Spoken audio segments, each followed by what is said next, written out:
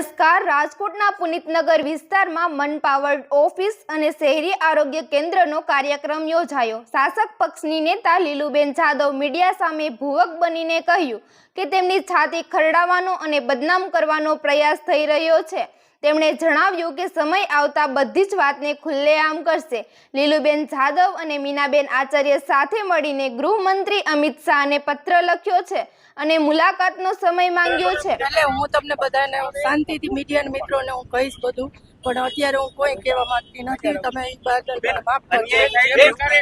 ભાજપમાં અન્યાય છે એ વાત સાચી છે. મહિલાઓ સાથેનો એમાં અત્યારે હું કોઈ કોમેન્ટ નહીં કરી શકું. આરોપ છે. 100% હું તમારી બધાયની હારે છું. મહિલા મોરચા દ્વારા જે છે એ વ્યક્ત કરી દો જે હોય. લાગણી બેન મીડિયા તમારી સાથે જ છે. બેન મીડિયા તમારી સાથે જ છે. જે હોય તમે કહો બેન. 100% બેન કોઈનો ડર રાખ્યા વગર કહો બેન. મીડિયા તમારી સાથે છે. બેન લાગણી જે છે અત્યારે હું કોઈ નહીં કહું. બેન તમે ભાવુક થઈ જાય જે હોય તમે કહો બેન. બેન તમારી આંખોમાં દેખાઈ આવે છે કે જે વસ્તુ છે જે તમારી સાથે જે ઘટના બની છે અમને પણ ખ્યાલ છે, પરંતુ રિયલમાં એક વખત તમારે તો બોલવું જ પડશે. શું હકીકત જે છે હું કહીશ પણ અત્યારે નહીં, પ્લીઝ. બેન તમે સમય માંગ્યો છે મારા પાસે. અમે બેન એટલો સમય માંગ્યો છે. આપણે સમય માંગ્યો છે. હા નાનો જવાબ દો. બેન તમે સમય માંગ્યો છે કે નહીં બેન? બેન હકીકત બેન તમારી બેન અવગણના બેન તમારી ચેનલ છે તમારી વ્યક્ત કરે છો બેન. બેન તમારી અવગણના થઈ છે કે હું છે બેન? વારંવાર બેન તમે ભાવ થઈ ગયા તો દેખાય છે બેન તમારી આંખમાં.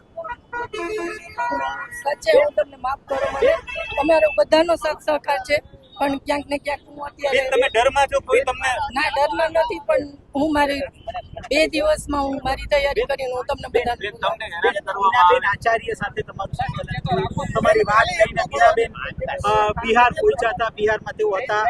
શું ચર્ચા થઈ? શું સંકલનમાં શું વાત થઈ હતી એના બેન સાથે તમારી? બેન ખાલી આપો એટલું કહી દો. સમય કઈ છે વાત, પણ અત્યારે હું એનું કઈ નહીં કરું. બેન અમિતભાઈનો સમય માંગ્યો બેન. ખાલી આનાનો જવાબ અમિતભાઈ સાનો સમય માંગ્યો બેન તમે? રાષ્ટ્રીય કોઈ નેતા બીનાબેન થ્રુ તમે અમિતભાઈનો સમય માંગ્યો બેન? બેન જે પાર્ટીમાં અન્યાય થઈ રહ્યો છે આને લઈને શું કહેશો? આપની લાગણી આપે વ્યક્ત કરી હતી. આપના ડ્રાઈવરને કાઢી મૂકવામાં આવ્યા. જે પ્રકારે જે પાર્ટીના કાર્યક્રમોમાં જે ડેકોરમ જળવાવું જોઈએ જળવાતું નથી. શું કહેશો આને લઈને? આવું એકવાર નથી થયું, અનેક વખત થયું છે. હા, એ વાત સાચી છે કે મારા ગાડીમાં જે ચાલતા ભાઈઓ એને અન્યાય થયો, એની લડતમાં ક્યાંક હું અટવાઈ ગઈ છું. ને એમાં હું અત્યારે હું જે કરું છું એ મને ખબર નથી કે હું કઈ બાજુ જઈ રહી છું, પણ મને ગરીબ માણસને ન્યાય મળે એમાં મારા પ્રયત્ન છે. એ પ્રયત્ન હું કરી રહી છું. સાચા માણસનો અવાજ ઉઠાવી રહ્યા છો એટલા માટે હેરાન કરવા. બોલો બેન તમે તમારી લાગણી વ્યક્ત કરો.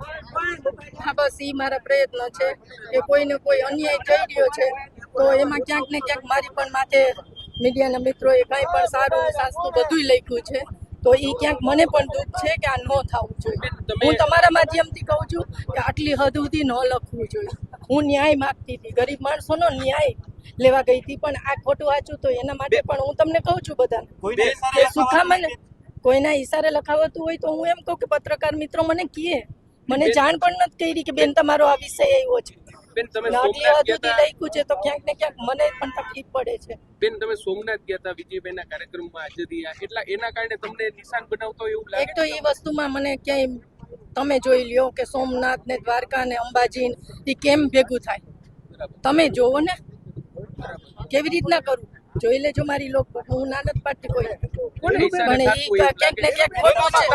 કોઈ પણ વસ્તુમાં મારે ક્યાંક થઈ રહ્યું છે એમાં હું તમને નહીં કહી શકું.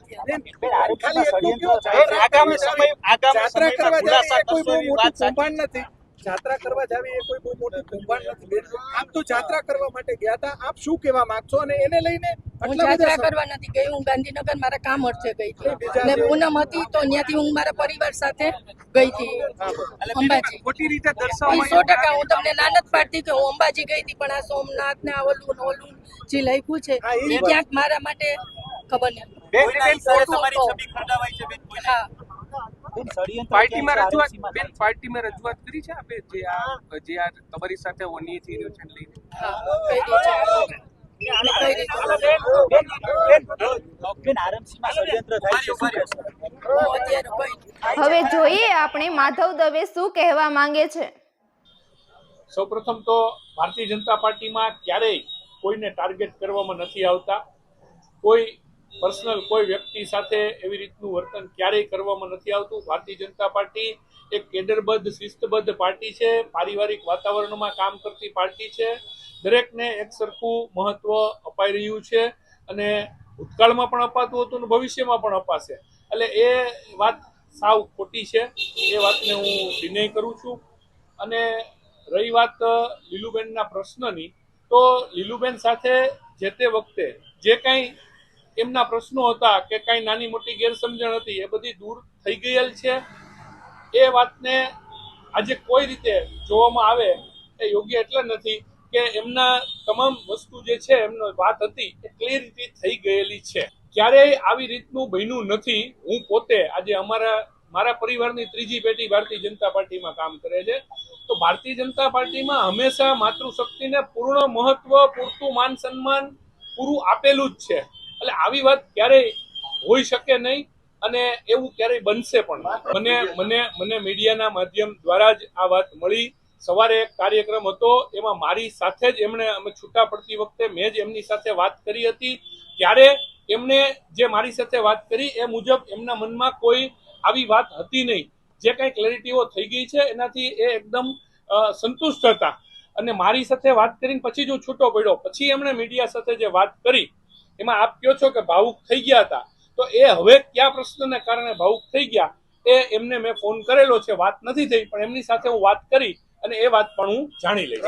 એ વાતમાં તથ્ય એટલે નથી કે ક્યારેક બોલવામાં કોઈનો ઊંચો અવાજ હોય તો એનો મતલબ એ નથી કે એ કઈ માથાકૂટ થઈ.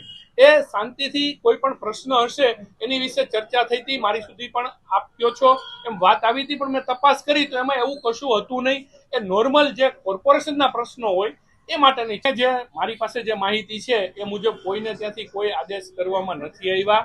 આ ડ્રાઈવરની જે પ્રક્રિયા છે એ કોન્ટ્રાક્ટ બેઝ ઉપર થતી હોય છે અને એના જે કોન્ટ્રાક્ટર હોય એ આ પ્રક્રિયાના ભાગ રૂપે કરતા હોય છે. એમાં ડ્રાઈવરની ડ્યુટીઓ બદલાતી રહેતી હોય છે. આ એક નોર્મલ પ્રક્રિયા હતી. એટલે એ મારી સુધી જે વાત આવી છે એ મુજબ એ કોન્ટ્રાક્ટર દ્વારા કરાયેલી પ્રક્રિયા નોર્મલ પ્રક્રિયા છે. એટલે એ વાતની જ હું વાત કરું છું કે એ આપના માધ્યમથી મને જાણ થઈ છે. મેં લીલુબેનને ફોન પણ કર્યો છે. ત્યારે લીલુબેને મને ફોન ઉપર એવું કહ્યું કે મારે એવું કઈ મારા મનમાં નથી. અત્યારની જ વાત છે, 10 મિનિટ પહેલાની, અને હું આપને રૂબરૂ મળી અને આ બાબતની ક્લેરિટી કરી દઈશ. આ 10 મિનિટ ના લીલુબેન એવું કઈ રીતે બોલ્યા એ ચોક્કસ હું એમને પૂછીશ. એવું ક્યારેય બનતું નથી. લીલુબેનને કઈ ગેરસમજ છે એ હું એમની પાસેથી જાણવાનો પ્રયત્ન. મીડિયા સામે ભાવુક થયા એ જ વાત હું કરું છું. મેં એમની સાથે ટેલિફોનિક ચર્ચા કરી. એમણે મને કીધું કે આ બાબત હું તમારી સાથે ચર્ચા કરીશ, પણ હું એઝ એ પ્રમુખ અને એક કાર્યકર્તા તરીકે હું કહું છું કે ભારતીય જનતા પાર્ટીમાં મહિલાઓ સાથે કે બહેનો સાથે ક્યારેય આવું કોઈ વર્તન એક કોઈ એ વાતમાં તથ્યતા નથી. એટલા માટે કે એ સોમનાથ ગયા હોય એને એ વાતને કોઈ રીતે પ્રશ્ન બનાવવામાં આવે નહીં. એ એમનો પર્સનલ વસ્તુ છે અને કોઈ પણ ધાર્મિક કામમાં જોડાવું એ જોડાઈ શકે છે. અને વાત રહી વિજયભાઈની, તો વિજયભાઈ અમારા સૌના માનનીય આદરણીય આગેવાન હતા જ અને રહેશે જ અમારી સ્મૃતિમાં કાયમી. એ એક સન્માનનીય પરિવાર છે અમારી માટે. એ કોર્પોરેશનનો પ્રશ્ન છે. એ સંગઠનના વડા તરીકે એ કોર્પોરેશનની બાબત છે. એટલે કોર્પોરેશનને મારે એ વાત કરવી પડે. એનો જવાબ હું નહીં આપી શકું.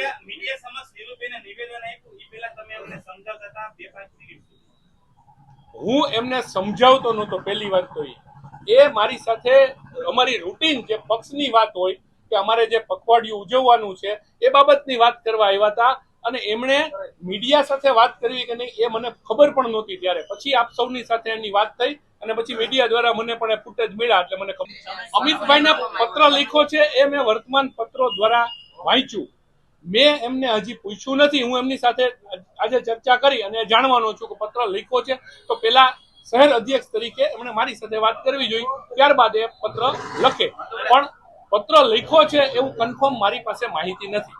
વિજયભાઈ, મેં આપને કહ્યું એમ વિજયભાઈ એ અમારા ખૂબ સન્માનનીય ભારતીય જનતા પાર્ટીના ખૂબ જ સન્માનનીય વડીલ હતા અને અમારી સ્મૃતિમાં એ કાયમી એમનું માર્ગદર્શન અને એમનું વડીલપણું અમારી સ્મૃતિમાં રહેશે.